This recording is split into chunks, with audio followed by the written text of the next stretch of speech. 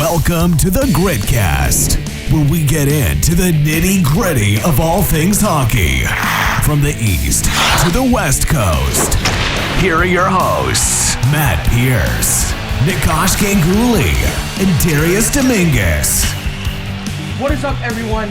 Folks of all ages, welcome back to the Gritcast, episode 16. Another week of not really too much happening. But before we get started here, thank you for the support on the last episode and the last segments we've been uploading. We've been going more hard this year, but it's been a lot of fun so far. First thing I want to say is subscribe to the channel, hit that really cool bell when we upload our show every week. We got the segments pumping out, shorts going out. Follow us on TikTok. I usually do this at the end of the episode. I might do it again. Who knows? But first things first. Welcome back to my co-host Darius. Matt, how you guys doing today? Not too bad. Great. First thing on our list, a little bit of an older subject. We talked about this last week as the bronze medal game was happening. But Canada brings home gold at the World Juniors. Good tournament. I'm not going to spend too much time on this, obviously, as it happened a week ago. Everyone already knows what's kind of happening. But one thing I do want to talk about is I want to ask Darius about this, because if you guys didn't know, he did work a little bit in the OHL. So after they all went back to the world, like to their respective CHL teams, it feels like half the team got traded. I know Shane Wright got traded. Owen Beck got traded. Even though Mastro got traded. Who did Zellweger get traded? Oh, that massive deal for Zellweger. Who scored the winning goal? What's his name? Gauthier? Gunther? Dylan Gunther got traded, or his rights got traded if he were to get sent back. For sure. Right. Yeah, but you should see that trade. It's crazy. And then, who was it? Zach Ostachuk? He got traded as well, right? Traded, yeah. Yeah, like half of them got traded. So, Darius, as a former OHL worker, what's the behind the scenes like on like massive trades like this?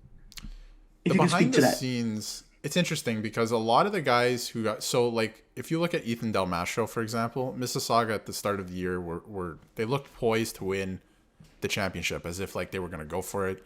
Looked like they were going to be a top 2-3 team in the conference, maybe even in the league. But as the season goes on, certain teams rise and some fall, even if you have the talent, because you lose guys to the World Juniors. Sometimes they keep guys like Shane Wright in the NHL, even though they're not playing, so that you don't have them, so your team is lacking the assets for them, and they're not performing because they don't have the skill on the team. So they get traded, and if you're underperforming, if you look like you're going to be a good team and you're underperforming, a lot of GMs are hesitant to buy, because if the team's not gelling, they don't want to buy. So a lot of these teams start selling off. So for example, Mississauga, they sold off all of their NHL talent, and then of course we look in, I think Kamloops got Zellweger. They got a lot of people, I thought. They did get a lot of people. Yeah, even Seattle, too. Can I go over that trade for a second? Yeah, go ahead. Yeah, go ahead. So to the Kamloops Blazers, Olin Zellweger and Ryan Hofer. And then going back the other way to the Everett Silvertips, 4 players: Drew Inglot, Caden Hamill, Rylan Pierce, Jack Baker, no names. And then 4 first rounders, 2 second rounders, 1 third rounder, a 4th rounder, a 5th rounder, and a 6th rounder. So altogether, for picks, 1's conditional, but 10 picks altogether in that Zellweger trade, which makes you think, what kind of haul could Regina get for Connor Bedard? But obviously they held on. He said he wants to stay as well. He wants to play in the World Championship, so he thinks that Regina is going to either not make the playoffs, because I think they're 7th seed, and they're like the they'll team make in it, ninth, but they won't. The team in 9th could beat them, but it looks like they'll probably make it, but they probably won't make it past the first round. So he wants to play in the World Championship, so he stays. They would have got it would have been far too much, or even not enough. Yeah, yes, exactly. It would have been the dumbest trade in CHL history. And I don't know if you guys know, because Matt was listing off that trade there. The OHL is different from the WHL and the QJHL. Yeah, can we pause on that for a second? Yeah. Matt, can you pull up the Shane Wright trade while Darius continues his point, please? Yeah, because that was... I want to get into that too. But the OHL, I don't know if you guys know this or anyone watching, you can't trade first-round picks. Yeah. because it's a rule to save GMs from themselves, which Mm-hmm. absolutely should be in effect in the rest of the CHL, because 4 first-round picks, that's crazy, because you might not even win. I've seen teams like the Erie Otters in 2017. They didn't end up winning the Memorial Cup. They lost to a team who was sitting at home for a month. So Yeah. it's interesting. But junior hockey is a cycle. You have about 2-3 years with the guys that you have to win. If it doesn't look like you're going to win with them, you sell off to a team who's willing to buy and who thinks they will win. And you recoup assets for the next couple of years. So you'll see teams like trade this top-end talent who are NHL picks, like Owen Beck, for example, in Mississauga. They'll recoup assets who are like 16 and still figuring out the league. So then, when they're drafted, you might make a run for it in 2 years. It's 2-3 year cycles in the CHL. It's interesting. Yeah, But the exactly. assets you get for these guys is just stupid. It's crazy. Okay, so for that Shane Wright trade, sort of apples and oranges comparing, the WHL to the OHL. But the Windsor Spitfires acquired Shane Wright in a conditional 14th round pick. Didn't even know the picks could No, it's go up massive. that high. It's massive. Yeah, It's a massive get. Diamond in the rough.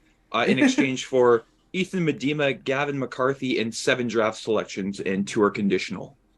So comparing like the Zellweger trade for Shane Wright, who went, top 5 in the draft, it just kind of shows you how different How many the junior seconds? leagues. How many seconds did they trade for Wright? If Probably you could like read that 3. off. It doesn't say which round they were Just what in. I years? could. I just got like the basics of Oh, yeah, okay. what the trade was. I think it was didn't really 3. see which years. I think it was 3. So- I Probably can't confirm. something like that. The 2 guys they got back should be, I don't know if they're going to ever, live up to what Wright is, but they're, guys who will fill a spot on Kingston.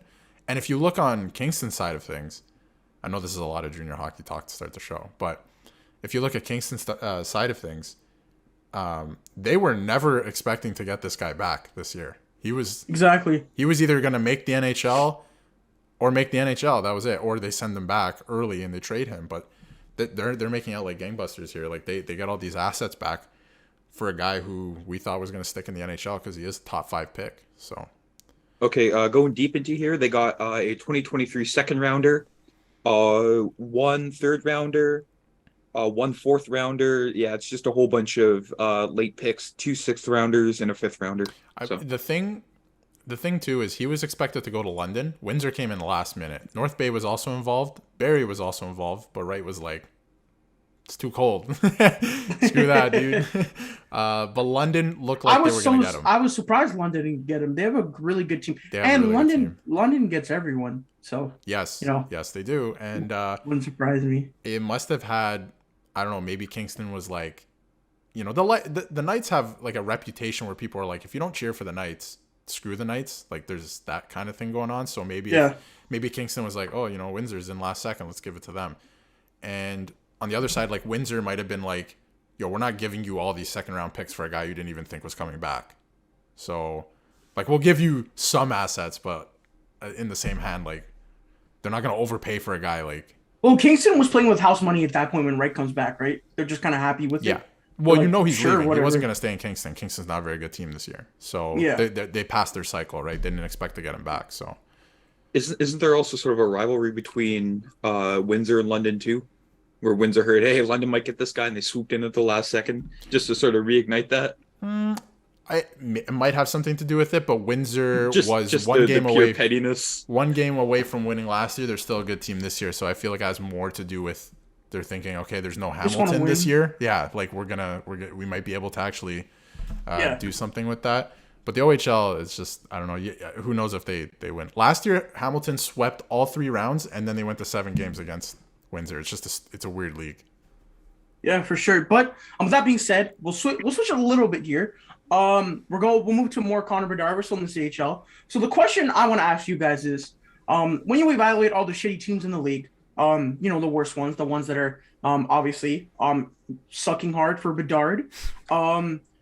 Where number one, first question I'll ask is, who do you think is going to get him?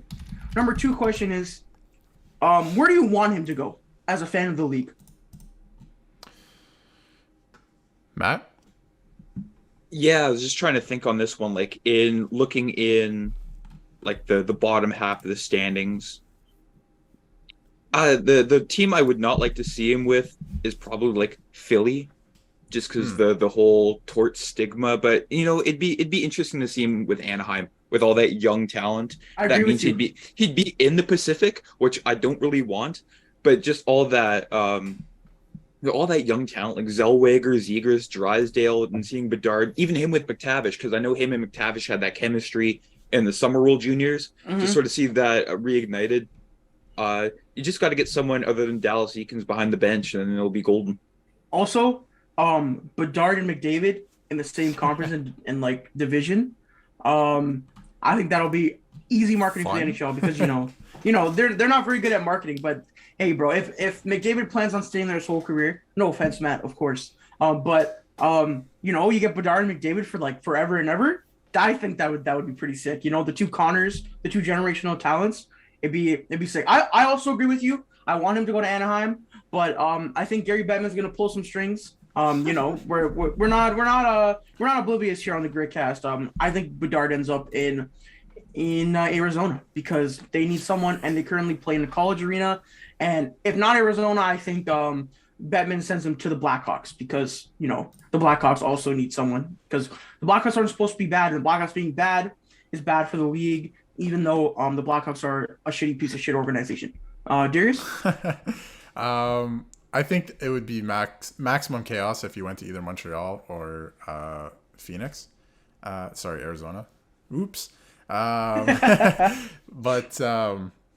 Arizona I think is doing too good. They're not going to have... There's going to be teams with better odds to win the lottery than them. So I think like the most fun option would probably be like the Ducks because they're all going to come up together the same kind of age, all these highly skilled, talented players. Where I think he ends up and where I kind of want him to end up is either Chicago or Philly. But the reason I wouldn't want him to go to Philly is like Matt said, Torts. Like I'm not sure if he's going to be allowed. Torts is there that long. I don't think Torts is there that long, guys. I know, but Bedard's going to be in the league next year, and I think Torts will be there next year. So I feel like you don't want to like ruin this kid's career immediately. So, but I think he ends up. I think he ends up in Chicago, to be honest. The other team I wouldn't really want to see him go to is Columbus, because you could give Columbus like a generational talent, and they would not know how to market him. Rick Nash. Like it's exactly, and that's the Rick Nash effect. Because I wouldn't mind Columbus, honestly. No. Johnny Gaudreau, Laine, and Bedard seem like a lot of fun. That's just me, though. That team is destined for like generational mediocrity. Look, I don't want to be that guy, but like, even with all that talent, like, who cares about the Blue Jackets? Who cares about the Blue Jackets? Listen. I know no one cares, but when I think of the Blue Jackets, you have guys like Cole Sillinger, you have Ken Johnson, Zach Werenski, Adam Bockwist. They're gonna be a good team. I agree with you. Look, as a they're fan not of the like league, sexy. They're not like a set. I agree with you. It's like casual fans, they won't give a shit. Obviously, we're hardcore. The problem is with the NHL, it's only hardcore fans. There's no like casual NHL fans. It's true. So it's just like I agree with you guys, but I think as just a hardcore fan, I'm not thinking of like the marketability or like the team. I'm thinking of like long-term effect. Or like who is he gonna play with that'll be super entertaining? You know what I mean? I can see that. Like Bedard, Laine, and Gaudreau. I don't know. It just seems like a lot of fun to me. It's just like a fan of the game. So I don't know. I think if Torts wasn't there and things were a little bit better in Philly, like if I didn't think that they would completely screw it up, especially with their GM, that would be a fun spot for him. But I think it's Chicago. We forget Chicago's gonna get rid of Taves and Kane too by the end of the year. They're gonna tank hard. Their starting goalie is Peter Mrazek. Yeah, like it's gonna get much worse. And they just beat Calgary, which is hilarious. But Calgary is a whole other fucking story, bro. But on the other end, Matt, did you have something to say? No, I just thought there was breaking news on your end. No, nothing. I just got I got a notification from the score saying the Denver Nuggets play defense now? ? So nothing important. So another thing I wanted to talk about is the Leafs game yesterday. Was honestly a very good game. Darius, I don't know if you were able to catch the whole thing. Yeah, I watched from like the Tavares goal on, so I guess the whole game. So Tavares scored. Marner gets a late go-ahead goal while on the power play. Matt Murray outduels UC Saros in an amazing. I thought it was a really good. Honestly, it was a good game, but I still kind of felt like it was boring at the same time. Yeah. Like going into it, I'm like a Wednesday game against a Western Conference opponent. Matthews isn't playing because he's injured. I'm like, where's the real entertainment factor? But despite that, it was a good game. The refs decided to take over a little bit. David, it's nice to know that head hits are allowed now. You're allowed to concuss people when you're looking right at them. Yeah. So for those that didn't watch the game, there's a play in the neutral zone where David Camp is skating backwards, obviously trying to play some defense at this point, and then Nino Niederreiter comes in from one side of the ice. Camp is skating backwards, you obviously can't see him, and then Niederreiter just fucking runs through him, bro. Hit right to the head, and the rest apparently didn't see it, even though the play was in the neutral zone. I don't know what to tell you, so that doesn't get called. And then a few minutes later, in the corner, Mark Jankowski high six Morgan Riley, and he's bleeding, and the refs are allowed to review it, so they got it right eventually, but they didn't call it initially, and the puck was in the corner where it happened. So I'm glad at least won. If they didn't win, that shit would have been very, very annoying. So it's a good win, and I just think without Matthews playing, Nylander played really good at center. On the only Nashville goal, he could have been a little bit harder in front of the net, I think. But also Morgan Riley's like way up in the zone, but we know what Morgan Riley is at this point. So, Darius, what'd you think of the game yesterday? What you said about it being like boring, like it's weird, right? Because like it was a good game. They ended up winning in the end, which was exciting at the end. And the shots were like 37-35. And I was kind of looking at that like, how is this game as boring as it is? But I feel like Nashville is just like, I don't know, like I don't get up for like games that are like Nashville and like Minnesota. I get up for like if it's like original six or a good team in the league like Boston or something like that, right? Like it's the Western Conference effect where it's like Nashville and Dallas and Minnesota, like perpetually boring teams.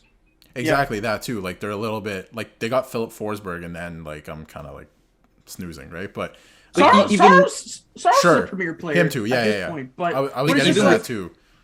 Roman Josi, even with a player like Roman Josi, like when I watched him live a couple of years back, like besides McDavid and Draisaitl, he was the most noticeable player on the ice. And yet, I'm going to bring it back to the NHL marketing players. You barely hear about this guy unless, like Nick said, you're a hardcore fan. Yeah, and he's one of the best defensemen in the league. Like he's the top three defenseman in the league, which is insane. Easily. With the penalty too, like you mentioned, I'm always absolutely dumbfounded when someone gets high sticked in the corner and there's blood, and the ref, when you watch the replay, is right there staring at it. Like I don't know, like I wear contacts too, and I can still see things that are right in front of me. Come on, bro, that's crazy. Like it always gets me when it's they call it double minor. It's like wait, we got to review it, even though he's bleeding. We got to review it. Yeah, they went to review it, and then we know what happens unless it's unless it's obviously his teammate that like stick lifted and it was him. Unless you can obviously see that, you don't have to review it. You really don't. We all know what happened. Exactly. And then they go over to the part that made me laugh the most was they go over to center, like both linesmen and both refs. And then the one ref, the one ref starts waving the guy over. I forgot who took the penalty. Starts waving the guy over. Yeah. And I'm like, wow, like what were the fans supposed to do and stuff? Like at that moment, I was just kind of like, are you guys like, hey, look at our heroes calling a penalty. Yay, you did it right, even though it was right in front of you.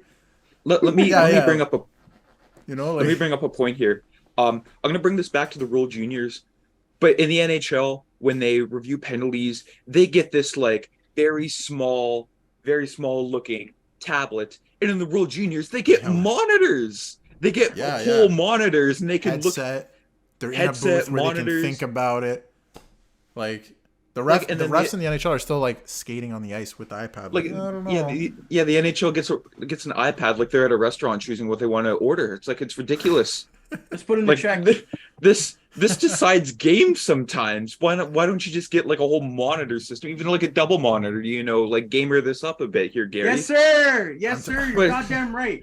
Yeah. I'm telling you, it's going to be Game 7 of the Stanley Cup Finals one year, and they're going to be looking at the tablet like, I don't know.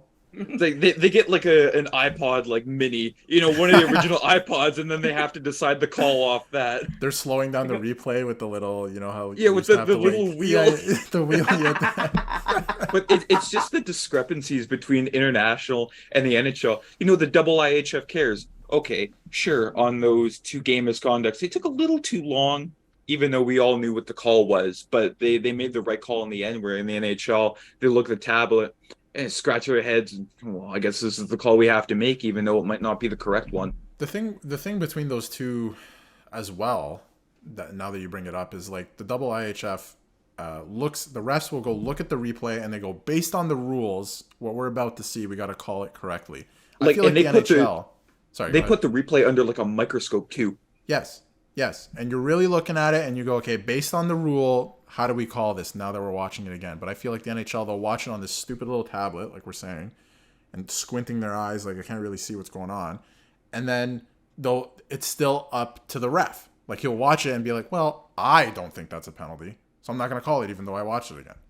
Yeah, or even if they don't have conclusive, they have to call what they called on the ice and say, right. How do you not know if it's conclusive or not? Like in the double AHF, if there's a little bit of head contact, sure, he's out for the game. But like I said, it's like the rules are under a microscope, and that's what I kind of wish for in the NHL, is just a little more, a little less transparency on how they do these reviews and cut down on the time they review. Like goal interference, come on, it shouldn't take 10 minutes. And no, it shouldn't. Was he outside of the crease? No. Yes or okay. No. Yeah. I saw a screenshot. I don't know if it was the Oilers and Kings game the other day, but I think it was the Kings might have scored. Like somebody had the puck in the net with their glove, whoever was in net. Oh, it was the Kempe goal. Yeah, where Jack Campbell saved it even though the puck was in apparently crossed the line. So that didn't count, right? No, it counted. Oh, it did count. Okay. Yeah. I was gonna make a point. I thought it didn't count. Never mind. Because I'm pretty sure that the ref said that the puck was in the webbing, and not that the whole glove didn't cross the line, but the webbing did, even though you obviously couldn't see the puck in the webbing, but they just made the call off that, which, whatever. I'm not mad about it. It didn't decide the game because we lost by more than one anyway. Yeah. So. That's all I have to say on the double IHF against the NHL, sort of the differences when it comes to reviewing calls. I think another thing with the NHL is just like people are just used to it. You get like makeup calls and stuff. Like when I saw them miss the David Cam call, I was like, oh, at least you're gonna get a call in the next 4 or 5 minutes. I mean that Riley one wasn't a makeup call, it was obvious, but still. Another thing quickly to touch on before we move on a little here. The Leafs are currently second in the NHL. Very good, and they are second in their division as well, because the Boston Bruins are so good. And once again, another problem with the NHL is we already know who the Leafs are going to play in the playoffs. It's freaking Tampa. We already know that's what's going to happen, and it is January 12th. Like, come on, like we're not even at the All-Star break yet, and you already know who you're playing. Yeah, it's like is that whatever, not like man. Awful? Like the trade deadline is 2 months away. Yeah, I don't know. It's dumb. But speaking of the trade deadline, there's been a lot of articles coming out. We're in the new year, so every writer is talking about trades that's going on. And the big one here, the big storyline so far is the Oilers and the defenseman. The Oilers have apparently been on Jacob Chikrin and Joel Edmondson, 2 very different players, obviously. And I was reading an article yesterday. I think it was from Pierre LeBrun on The Athletic. And he said the asking price for Joel Edmondson right now is a first-round pick. I don't know about you guys. I'm not picking first-round pick for Joel Edmondson. That's just me. Jacob Chikrin, I believe it was 2 firsts and like a prospect, which I'm pulling the trigger on that trade, even if I'm the Leafs. He's controlled. He's easily he's an offensive dynamo. All the worries about him being injured. I know he got injured, I think, a few days ago in a game. I don't know if he came back. But all the worries like, oh, he's going to come back and still be good. I think he's been at like a point per game pace since he came back from injury. So I'm not worried about that. But Matt, as a fan of the Oilers, number one, what do you think about the stagnation within the organization right now, how they won't get a defenseman or make a move when there's clearly a struggle? And number two is, do you think they'll trade for Joel Edmondson or Jacob Chikrin based on Ken Holland, not your own opinion? To answer the first question, like the stagnation, if that's even a word. It's kind of getting a little worrisome. I know Ken Holland sort of preaches patience, but I've said this the past 3-4 episodes. We're in year 8 of the Draisaitl and McDavid era. There's no more room for patience anymore. You got to make a move right now. Waiting for prospects to sort of develop won't help us win right now. And like you said in the LeBron article in The Athletic, 2 firsts in the prospect. The only prospect that's untouchable in my eyes is Dylan Holloway. Like, anyone else is up for grabs. Like even Broberg, Xavier Bourgault. Those are the only 2 that I think Arizona would take in a trade. And sorry, what was the second question? I kind of went on a Do you think Ken rambling Holland would spree. trade? Who do you think Ken Holland would trade for? Chychrun or Edmondson based on Ken Holland and not yourself? Based on Ken Holland, I think he's going to wait until the deadline because as GM of the Oilers during his tenure, he's never made an in-season move that wasn't at the deadline. So it'll be at the deadline. Hopefully it's Chychrun, but I'm going into this with 0 expectations, so I'm not disappointed. And he's going to make a stupid move for Joel Edmondson. I just know it because that's what Ken Holland does. So that's what we need, another defenseman that can't play defense. Yeah, and I think another reason why the trade market is so exciting, number 1, no one has any cap space. Number 2, 17 teams are in LTIR right now. We're using LTIR. Number 3 is every team that's selling is asking way too much for all their players. So all the teams are just like, okay, we'll just wait. We're the good teams, you're the bad teams. It doesn't really matter. And then the one thing I do want to touch on is I think teams are scared to make trades after the Ben Sherratt trade from last year. Florida acquired Ben Sherratt for a first that they didn't protect, and then Florida lost Mackenzie Weegar for basically nothing. I mean, they traded. I think the Huberdeau Tkachuk swap is more than fair for them. He's their best player right now. But they lost Mackenzie Weegar. Their defense core is practically obliterated right now. Their best players, I mean, it was always Aaron Ekblad, but they have like no one else behind them. They brought in Paul Maurice, one of the notably worst coaches ever. I think he has the worst. I think he has the worst winning percentage. It's the most losses. Yeah, or something like that. And he just doesn't play a style that wins games. So that's another thing. And then they traded the first and didn't protect it, and then made all these moves to make their team worse. So Montreal has their first round pick. Florida's a bottom 20 team in the league, or bottom 10 team in the league right now, and they might have a high draft pick. It's not protected at all. So I think teams are scared about that. And I think when I think of the Ben Sherratt trade and how bad he is, like, that's got to be one of the worst trades in the past half decade, right? Oh, it's not even close. Yeah. That Panarin one might be worse, but go ahead. But even like Sherratt's like production in the playoffs, like he was there, for grit, and he did nothing. But also that Panther team didn't really score at all against the Lightning. Yeah. So, just not a good trade. So, obviously we're gonna stay updated here on the trades, but there literally hasn't been any trades notably in the league so far. The last one I can't. Yeah, I was gonna say the last one I can remember is Dryden Hunt for Dennis Mulligan. So that's a whole other thing. If I could just like sort of add on about the Oilers, like I'm in a state, like I'm past the point of no return. I can't give up on the team now, right? But like, it almost seems like when they sort of lose me, they reel me back in. Like after that loss against the Kings, it was almost like a state of like apathy. It's like, okay, like, no matter what you do the rest of the season, it's not going to hold up to, last year going to the West Final. And then they bring it back against the Ducks. I mean, it's the Ducks, sure. But hopefully, fingers crossed, the return of Evander Kane can sort of like boost the team. I'm not really expecting much because he's missed the past 2 months because of the wrist injury. But 0 expectations. Can't really get disappointed. I mean, Evander Kane... Take that lesson from me, kids. Evander Kane is coming back. That is a big piece coming back, right? Like you can't forget about that. But it's not like that doesn't cover up the holes on the defense though. Exactly. Like last night, Oiler fans were like praising Vincent Desharnais, who was just called up from the Bakersfield Condors. Exactly. That reaction on the video podcast. If you're watching, arms up in the air, going who? But like I said, trying to praise a recent call up who, if you're not an Oiler fan, you have no idea who this is. It's kind of getting sad at this point where you're trying to like grasp for straws any which way to sort of salvage a season in year 8 of having McDavid. Yep. as this guy says every friggin' week. Every week, and I know continue to do so until they do something. They have Connor McDavid. You should be top 3 team in the league. Yes. Okay, we don't need to rehash this whole thing from last week. Okay, gentlemen. Let's move on to the All-Star game. Anyway. So last week, the original selections were announced for the All-Star game.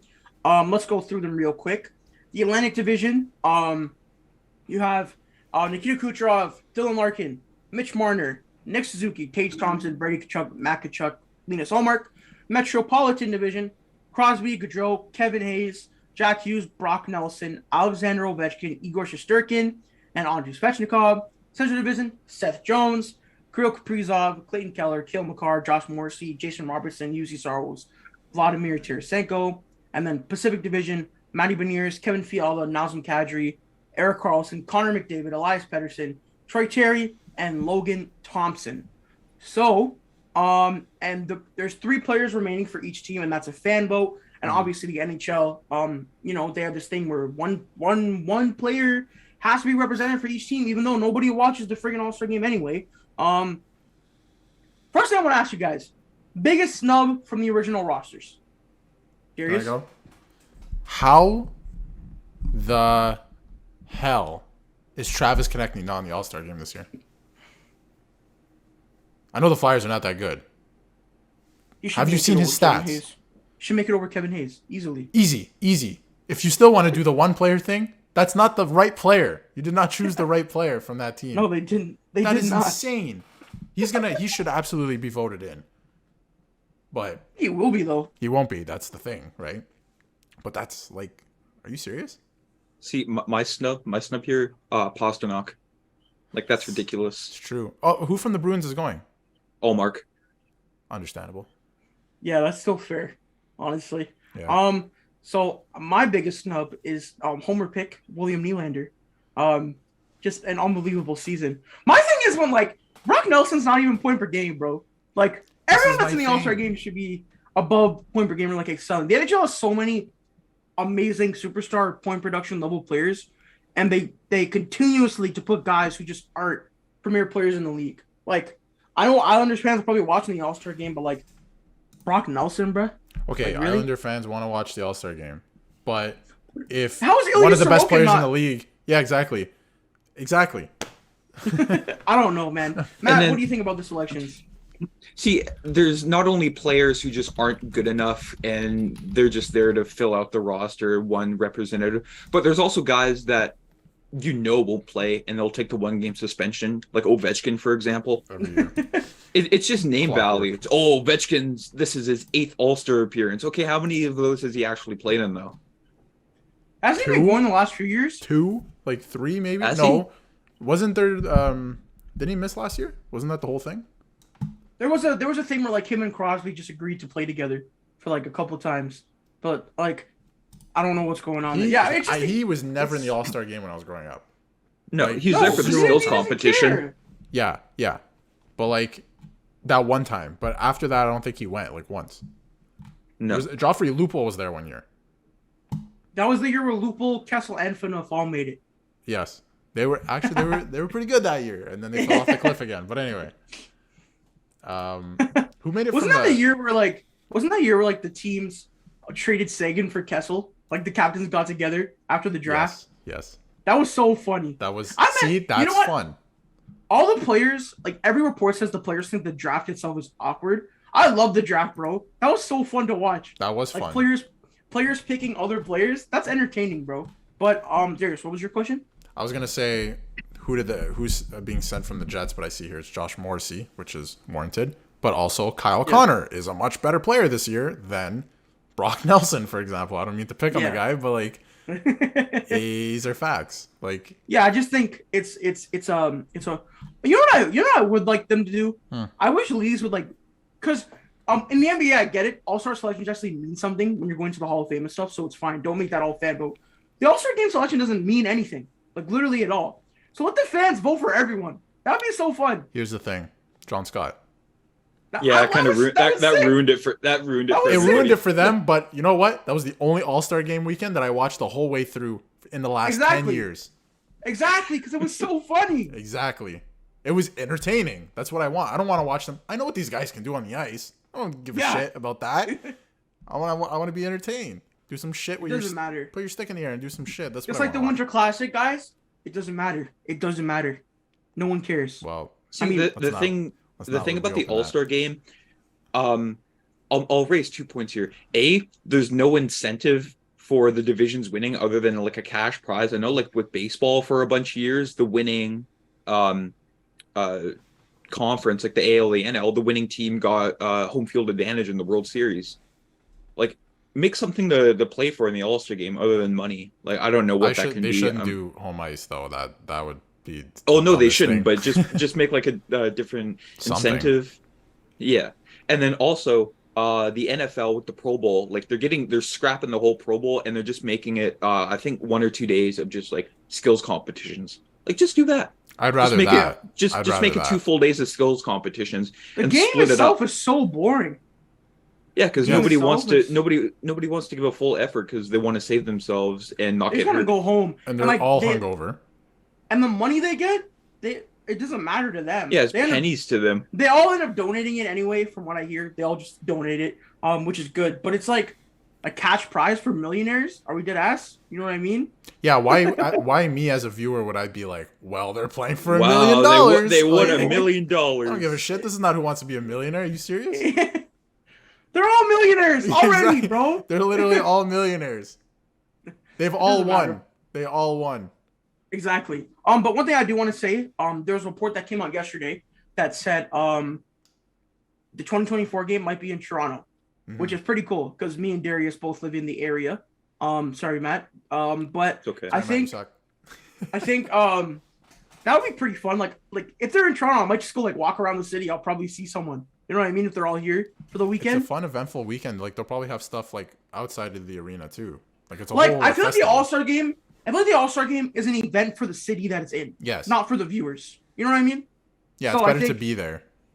Yeah. So I think that'll be pretty entertaining. Like, going to the skills comp and, like, seeing the players. I'm sure there's, like, meet and greets and a bunch of stuff happening during the All-Star game. I heard it could be Montreal and Vancouver, too. I heard they want it to be in a Canadian city, but they don't know... Could be Toronto. I mean, if you want the most like interaction, and viewers, and exposure, you put it in Toronto. But yeah, I don't know.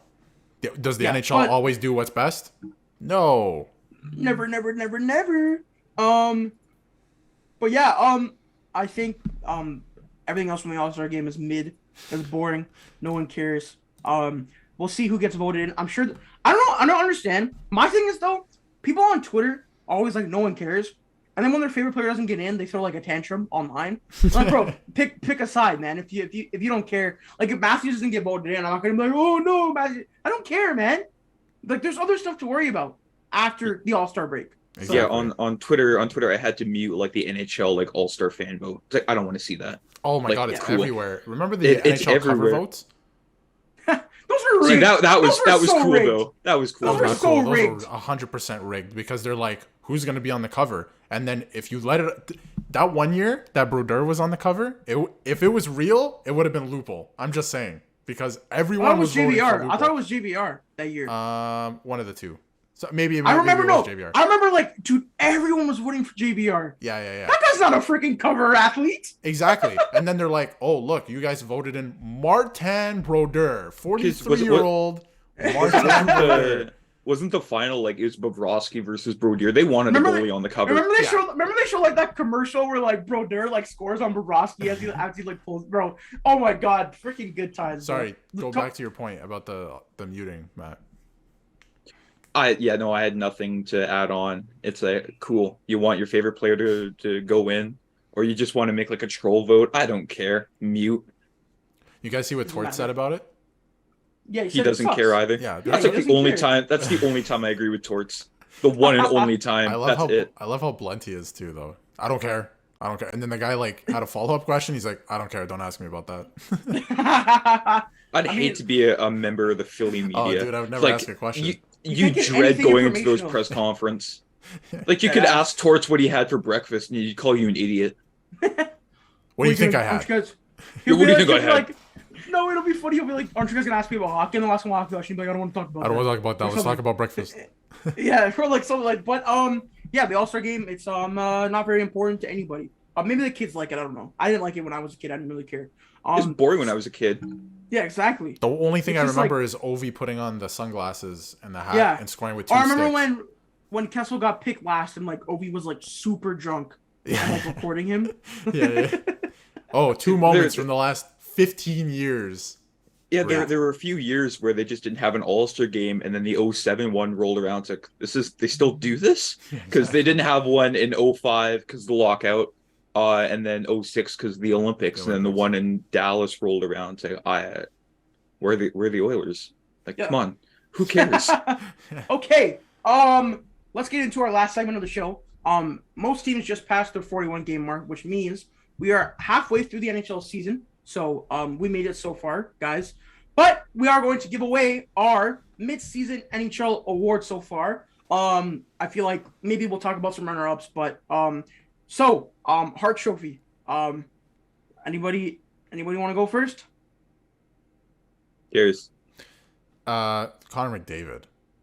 Yeah, like, I know it's such an easy pick, but like honestly, think about where the Oilers would be without this guy. It's kind of scary. Connor McDavid. It's Connor McDavid. Connor McDavid. Matt, who would you say should win the Hart Trophy? Yeah, McDavid. I agree with yours. Take off the hat. Anybody second place? Any ideas? It's his trophy this year, man. Jason Maybe Robertson. Yeah. Tage Thompson. Jack Hughes. He's been crazy good. Yeah. But yeah, not really much competition there. But next up we have the let me open up the Norris Trophy, James Norris Trophy. Who do you guys have winning Defenseman of the Year award? I have Erik Karlsson. Yeah. Oh, sorry. Mhm. Yeah. No, Karlsson. sorry. Karlsson is a really good pick. If I was to give like an honorable mention, maybe this is Yossi's year, finally. But I think Karlsson is hard to. He's having a good year, and nobody saw this coming. It's kind of dumb. I am picking former Norris Trophy winner. Give me Adam Fox. Wow. It's just Interesting. He's not matching Erik Karlsson's production, but he's matching Erik Karlsson's or he's way above his defensive effort. Erik Karlsson, it's defenseman award, not offensive defenseman award, which is why I don't think Karlsson should get it. Although Karlsson's top 3 for me for sure. Like Karlsson probably be second, and also Josh Morrissey should get some love.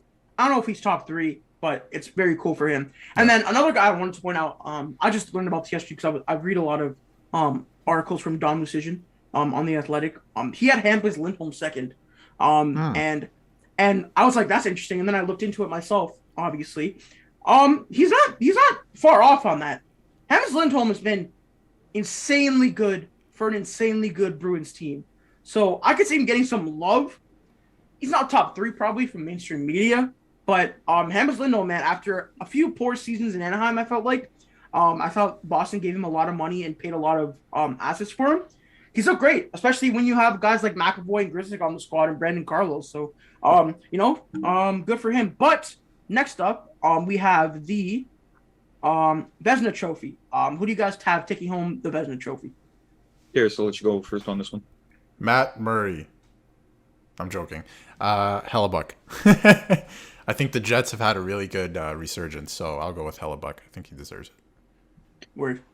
I've got a bunch of Bruins winning trophies for me. I'm going to go Allmark on this one. Yeah, I'm also going to predict that Linus Allmark is going to win. I'm going more predictions rather than who I think is going to win.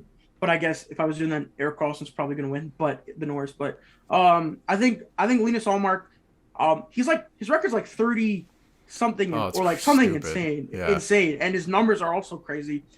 We know the mainstream or the voters, they don't really dive too deep into it. Although we're getting a new generation of voters slowly that are, more taking it seriously. You're not going to have Tuukka Rask get a Vezina vote like he did last year. I just think, Linus Allmark takes it home. But giving my flowers to Ilya Sorokin and UC Saros as well. Also amazing goalies. Surprisingly, no Vasilevsky or Shesterkin in the mix this year, which I thought was pretty interesting. Those guys have been world beaters for like the past 5 years, both of them. So even Sorokin, it's just interesting to me. Like Sorokin, yeah, he's holding the Islanders up. Sick. Yeah, underratedly sick. Yeah. Next up on the list, we have none other than the Rookie of the Year Calder Trophy. Who do you guys have taking it home? Who's going first Matt? on this one? Matt, you go first. Matt, go. Matt. Okay. I don't think there's really any competition. I'm gonna go Matty Beniers from the Seattle Kraken. I was also going to say. See, it's funny you say Matty that because I Beniers. think it's no competition for Logan Thompson. He's a goaltender, Okay. and he's on one of the best teams in the league, and he's their starting goalie. I would pick Peter what's his name? Pyotr before Kochev? Really? I would pick him before Logan Thompson for sure. Really? For sure. I could see it, but I just think Logan Thompson has been, I don't know, he's been thrust into like this spot where it's like, you better be good or we're gonna like whip you. And You can argue that about Kochetkov too, honestly, with the injuries. Fucking, I mean, they have Ranta and Frederick Anderson. It's not like those guys are gonna be freaking healthy all the time. definitely But, not. They never Logan are. Thompson, Logan Thompson, 29 games played, 914 save percentage. Not the worst. If I can fucking load this guy, I don't know how to spell his name. Kochetkov. Peter- It's not. Yeah, it's like- not spelt like how it's pronounced. Tell you that. Pewter Carolina. That's how you Google it. He Piotr, the exact same save percentage in 18 games played. So you could argue that. And then I also a special thing. I want to talk about this guy because he's been decent, but no one talks about him. On Arizona, Matthias Mansili, I think his name is. Okay. Yeah. He's not gonna win, but I think like he's had a pretty decent season, man. When you look at the numbers. I also, for the goalie, Stuart Skinner is also another option. That guy's been goddamn insane. Just to give him the situation. Yeah, I think Matty Beniers very easily takes this home.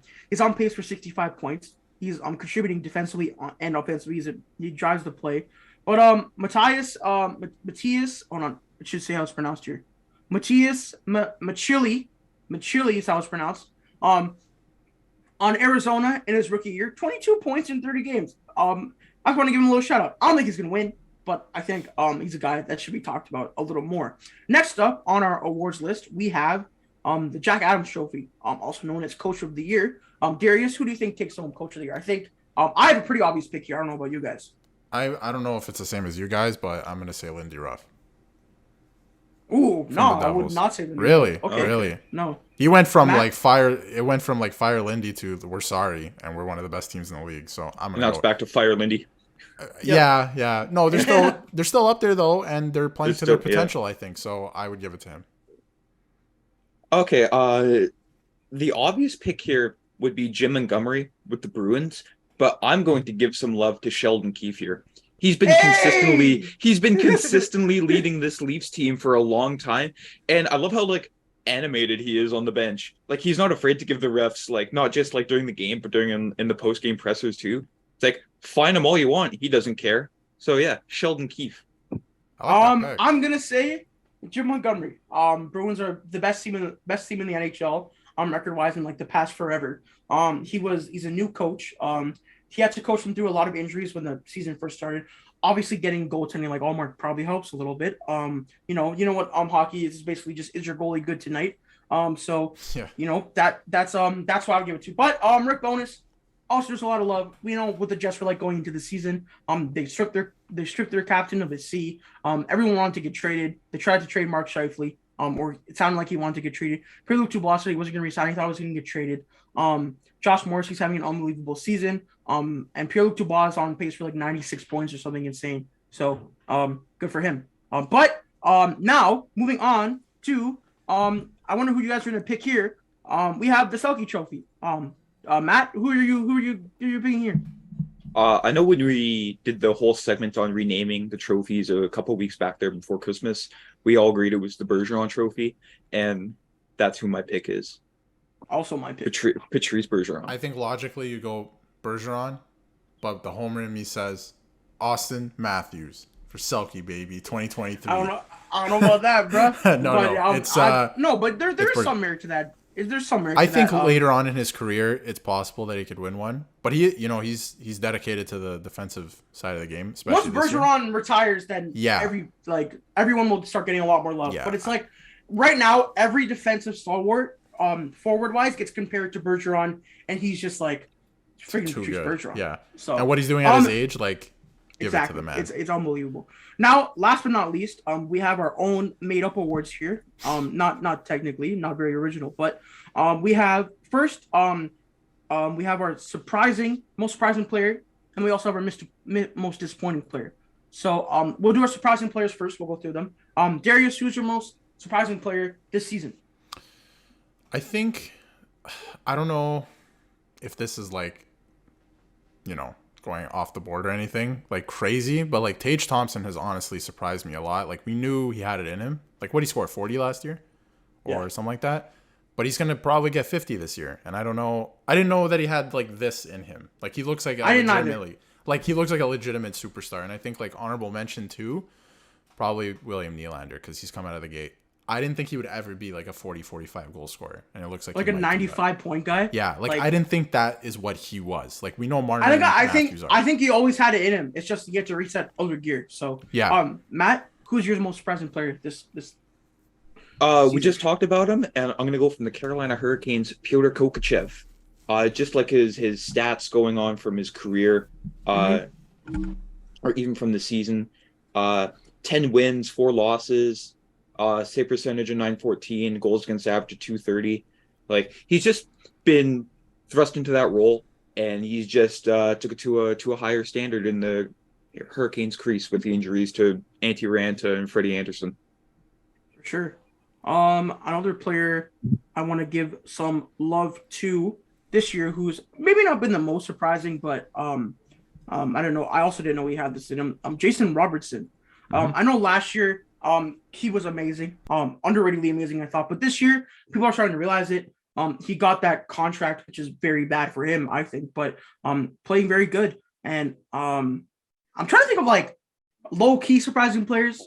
Off the top of my head, I can't really think of any. But I think Jason Robertson is definitely a guy. If I could offer one more honorable mention, Travis Konechny. True. Has been very good this year. So. Oh, are you kidding me? Josh Morrissey. What? That too. Yeah. That guy's a point per game defenseman. Yeah. I don't think he ever had that in him. So Josh Morrissey. There's a lot of guys who have been surprising. But Darius, I'll relay it back to you. Most disappointing player this season. Alexis Lafreniere. He has not taken a step whatsoever. You could say it's management, and honestly, I think the Rangers are really bad at developing players. They haven't done it. The only player they've done it for is like Keandre Miller. Yeah, and they got lucky. And yeah, exactly. Like one player out of the lot, and they remind me of the early 2000s, mid 2000s Maple Leafs, where they're like, draft. We'll just trade for these guys. We'll just trade for all these guys, and then we'll have nothing left. So Lafreniere, the former first overall pick, and he doesn't really like. He showed something. They showed something with that kid line in the playoffs last year, but this year he's not. I don't know. It's disappointing. A lot of Rangers fans I see on Twitter say it's coaching, but at some point the player also has to play a little good. Matt? From the Calgary Flames, I'm going to go Jonathan Huberdeau. Good friggin' pick, bro. Good friggin' pick. Like in 30, I know he was injured for a good chunk of it, but 39 games played, he's only got 29 points. It's like, come on. And that's just like a dramatic step down. I know it was a much different coaching system and, Barkov with him last year. But going from 115 points in 80 games to 29 points in 39 games, Calgary has not got what they paid for. I think Calgary has to make a coaching change. Yes. They signed Huberdeau for 8 years, and they got to choose Huberdeau over Daryl Sutter, even though Daryl Sutter's a good coach. So that's my take on that. Sutter's a good coach for the playoffs. They still have Kachuk, and for the playoffs. Like, Kachuk is a guy who thrives under a coach like that. Huberdeau would never thrive under a Daryl Sutter coach. Like, they have to switch it up. They've committed to Huberdeau and that style of play now with all the changes they went through this season. So they have to find that in coaching now, something that'll help them thrive. I have 2 picks. Number 1, Jack Campbell of the Edmonton Oilers. Signed a 5x5 deal. Supposed to be the bona fide starter with them. Trailed off at the end of his tenure with the Leafs. I think everyone saw that. But Ken Holland's like, I love the Leafs, so let's pay them a lot of money. So he brings in he brings in Jack Campbell. He did win yesterday against Anaheim, but it's Anaheim. But he has a sub 900 save percentage. Somehow a positive record, but he's just awful. Every time he's in there, I see tweets from other fans being like, "How did you let that in?" Or "How did you let this in?" Or "Jack Campbell did what?" and all this. So disappointing. My second pick is going to be Uri Slafkovsky of the Montreal Canadiens. Just an awful rookie season for that guy. I don't even know if he was NHL ready. Don't think he was. They have no reason to keep him in the NHL. Send him to the AHL. Let him develop more there. What was that tweet the other night? It was like, wow, look at this display of skating from yeah, and he Slafkovsky. just like skated. It's in a straight line. Congrats. He skated to the net and like missed the puck on a rebound. I'm like, you're applauding this? You're applauding this? And the one thing I wanted to say as you were saying that is the Habs were in a situation where he is not a CHL player. You can send him to the AHL immediately. How the hell didn't they do that? Why would you start him with the NHL on a garbage team like this? It's preposterous. Article. Hold on. Let me see if I can pull it up. Keep talking about disappointing players. Disappointing players. Disappointing players. Matisse Janmark. Darnell Nurse. This guy's listing off the Oilers roster. Off the whole roster. Am I wrong? Also, Matt, I do want to say I've heard Draisaitl hasn't been as effective as he usually is this year, from what I've read. Yeah. Part of me thinks he hasn't fully recovered from his ankle sprain sustained in the playoffs last year. Like, from articles that I've read, like it takes like a very long time to sort of fully recover 100% from one of those. And from May to August, okay, so 3 months. That's not really enough time to fully recover. Isn't it like 100% 7 months for that or something? Something like that. But he's sort of like a player where it's like you got to like staple him to get him to not play. Like in the last 5 years, he's missed less than maybe 5 games altogether. So he's one of those players that, you know, if he has to battle it out, then he will. And there's really no stopping him. For sure. But I did find what I was looking for. So it was another Dom Decision article. Let me read this out to y'all. So Dom Decision does this thing called Game Score, where it's like just a combination of a bunch of different stats that shows how good you did for, you know, a game. He says, as Juraj Slafkovsky, a rookie, while 10 straight negative game scores after looking past through his first 25 games. Start of the season, he had 10 points. It was on the score sheet for a 45 expected goals rate. Not the best, but it's average among Canadians forwards. In the last 10 games, he has 0 points. He's getting murdered at 5-on-5 play. He has a 32% expected goals rate ahead of only Jonathan Drew and possibly low 25%, which is insane. God. Slafkovsky's been outscored 8-1 in the last 10 games. His game score is a minus 0.88, and he said they gotta put him in the AHL. So Slafkovsky, I don't think it's inherently his fault that he's bad. No. He's not bad. He's not a bad player. He's not. No, he's just rushed into that position. Yeah, they're Luke-shenning him. There's no point though, because they're going for Bedard anyway. It's the pride factor, because there was only the whole thing. There's only one first overall pick in the last 25 years that got sent to the AHL. It's like, okay, that's great. This is the second guy because we want him to be good eventually. Like, look what the Sabres did with Owen Power. Yeah, I was going to say, what's the difference? What's the difference between sending him to the A and then sending him back to college? Nothing. Not a whole lot. No. Not a whole lot, guys. Not a whole lot. But with that being said, those are our awards for the midseason. I have a quick fun little segment if you want to hit that quickly. Yeah. Go for it. So in the last 6 years, I want you guys to guess, the best teams in the NHL, the top 6 in the last combined 6 years. What are your guesses? This is based off points, I should say. Oh, like this is like a sum, not year by year? Not year by year. This is a collection of their points over the last 6 seasons. Okay. Who have been the best teams in the NHL, the best 6 in the NHL. Okay, are you going to tell us if we're wrong? No, just name 6 teams. See, okay. I've got my list. I wrote it down because Darius had prompted this before. Okay, well that's not fair. What the hell, man? I mentioned it to him. Now you have time to think on your team. Okay, hold on, Matt. Give me your list and we'll discuss it. Yeah, okay. So first place Tampa, obviously. Okay, yeah. Boston. Okay. Third place. This is in the past 5 years. So this started the season after they were awful. Colorado. I'm gonna go Colorado in third here, mostly because they've been dynamite these last few years. Fourth, we have Toronto. Mm-hmm. They've never really had a bad season in their existence. I'm gonna go. They've never been the best in their division, but they always have a lot of points. They do. And then fifth, like I said, they've never really had an awful season aside from last year. Vegas. I'm gonna go with the Golden Knights. And then in number 6, I'm gonna go. I took a shot in the dark here. I'm gonna go Pittsburgh. Interesting. one thing I would say, if the Islanders didn't miss the playoffs last year, I would have said them, because they always freaking go crazy in the regular season. That was me with Pittsburgh. Like, they always find a way to scrape into the playoffs. But we're not looking for teams that scrape in, though. You know what I mean? I know, but like, if they're consistent, if they're a consistent playoff team, that means that, well, they don't really have an awful record, and the points would be there. Okay, Darius. What about I was thinking of, like, this team's been they haven't been the greatest, but the Arizona Coyotes, like, they put up Darius, what's the list? I think so. Matt got really close, and I think there's one team in here that's gonna surprise the shit out of you guys, because it surprised me. Okay, like it really, I did not think that they'd be on this list. Oh, I think I know who it is. Okay, I messed up here. Okay. Okay, I'll read the list and then let me know if it's the same team. So you almost nailed it though, Matt. You just got a few out of wrong order. Okay. Number 1 is Tampa Bay, of course. Okay, got that right. Best team in the league. Boston Bruins number 2.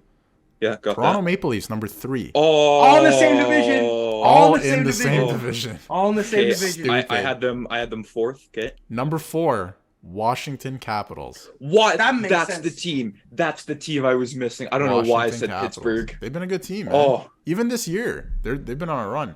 That's the team. You nailed it with your Colorado pick. That it was the year after they were garbage. So yes, they're in. Okay, I had them in 3rd though. Right, but they're 5th on this. And Matt, then right under them are the Vegas Golden Knights. So you're right. Okay, job, where's Pittsburgh on that list? I don't know. I think I'm sure they're before 10th. They're probably like 8th. If I was. Yeah, they got to be top 10. Islanders have to be in the mix, bro.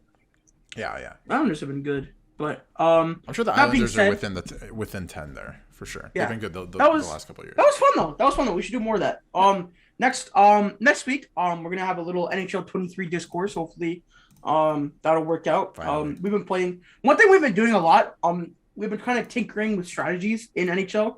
So now what we do is Matt plays center, wins the faceoffs, and goes back on defense, and I basically play wing the rest of the game, because me and Darius are very inept when it comes to winning faceoffs. But it seems to work out very well for us, because we're all pretty responsible on both ends of the ice. That's fun. So next week we'll give our NHL 23 review. Not review, but discourse. Most of it will be negative, so be in the right mindset for that. But our wrap question before we get into that, as I said in the beginning of the episode, follow us on our socials, TikTok, subscribe to us on YouTube, 5 stars on Apple Podcasts, Spotify, all that good stuff. Follow us all on Twitter if you want to. It's up to you at the end of the day. Like the podcast if you liked it. And the wrap question will be, what is something that hockey just needs to move on from as a whole? What is one thing the sport just, we need to just move on from it? Darius? Fighting. You don't have to get political here either. It doesn't have to be a political question. I do like the rough stuff, like hitting and being physical is a part of the game, and I don't think that'll ever leave. That's a possession thing too, right? Like sometimes you need to fight for possession. So I don't mind that. Sure, yeah. So like all the rough stuff, after the whistle, scrum, stuff like that. I'm a little bit older in the way that I do like that stuff. Like I know a lot of younger people, or I don't know, it doesn't even matter of age, like don't like that stuff. I do like that stuff, like playoff hockey. Like I get into it, right? Like it's fun. But like fighting, like planned fighting off the draw, like hey, you want to go and you drop your gloves and fight, like dude, I'll watch UFC if I want to watch that. Someone like getting punched in the head multiple times. Yeah, like anyway, Matt. So for me, it's fighting after a clean hit. It's like, can't we just appreciate a clean hit once in a while? Yes. Without having to drop the glove. Sure, you hit your teammate. Okay, don't fight. Get one of his teammates back, clean, of course. But it's like that's punch him in the back of the head. Yeah, it takes away from the game when there's like a very clean, open ice hit. Not like a Scott Stevens elbow to the head, but when clean open ice hit, like the hit on Brant Clark. Clean back then, gentlemen. On Brant Clark, that was a gorgeous hit from I forget what the Slovakian player was, but just keep on playing. I like that agree. one. And mine is not necessarily on the ice. Let's move on from putting older players, former players back in the sport, because then it just reproduces the stuff we don't like. Like when we have older players, roles? Yeah, it's like management roles, or even on broadcast. Like let's stop doing that. I think the problem is it like perpetuates the same stuff that we all don't like about the sport. As Darius said, all these older guys, they love fighting. They love, the simplicity of the game, keeping the game simple. which just doesn't work. You look at every other sport in the world, they market the skill and you know, how good each player is. When in hockey, it's just like the problem with hockey is former players love the fourth line grinder. You know what I mean? They'll always highlight them in the intermission and stuff like that. Whereas like we shouldn't really be obviously highlight hard work and good you know, getting in the corners and all that stuff, like a Zach Hyman type player. But we should be highlighting the fucking skill. And I think that's something we need to move on from. Like stop praising these hard-nosed fourth lines. They deserve it. They deserve it when, you know, it works. But we should be praising, like, the NBA doesn't freaking care about the freaking ninth guy on the roster who gets steals and rebounds. No, they promote the guy who puts up 30 points every night because it's more entertaining. Anyways, Darius, I heard this. I heard this is the actual sentence. Okay, the Leafs played the Flyers the other day, and this was an actual sentence said when the game was being covered. Nick Delorier is a good player. You're lying. No, he isn't.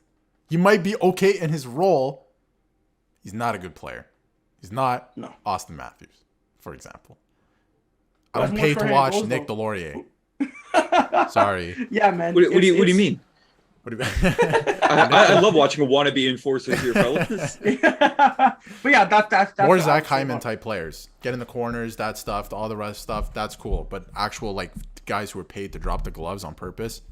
Well, the guy that does the extra play and works hard, goes the extra effort. Yeah. But I feel like hockey focused too much on that. Like I don't care too much about other teams' bottom six players, if I'm being honest with you guys. 100%. I'm like, I remember like when the Leafs acquired Kyle Cooper from LA, I'm like, bro, like why is there 3 articles about this? Who cares? It's nothing. I know. You know what I mean? He doesn't make any difference on the team. But with that being said, what were you gonna say, Matt? Yeah, you didn't get to my something that we need to move on from. I thought you said clean hits. Oh, I'm sorry. I was just adding on to what Darius said. Okay, my bad. Say your piece. It's not so much hockey. It's hockey fans. I was gonna go on a whole rant about Twitter one night, but I forgot. But let's abolish the waves, or the wave. Oh no, let's not get into this. In the gold medal game, tied 2-2, 4 minutes left. Everyone's just going like that. I don't focus on the game, people. I know you paid the price of admission to get into the game. Watch the game. I don't need to see you flailing your arms up and down like a wacky waving inflatable arm flailing tube man here. Let's just impressive. Just thank you. Just watch the game. I think having fun is not allowed anymore. I think there's a time and a place. Average hockey fan here. No, not allowed to have fun. No, sure, not. I think. Like, sure, if it's a blowout, sure, but if it's like a closely contested game, watch it. Time and a place, exactly. I mean, time and a place. You just said they should get rid of it. Okay, wait a minute. No. If it's a blowout, that's what you just said. Everybody that does the wave to be put in prison. I agree. He said everyone who does the wave should be put in prison for life, and they put should that on a T-shirt.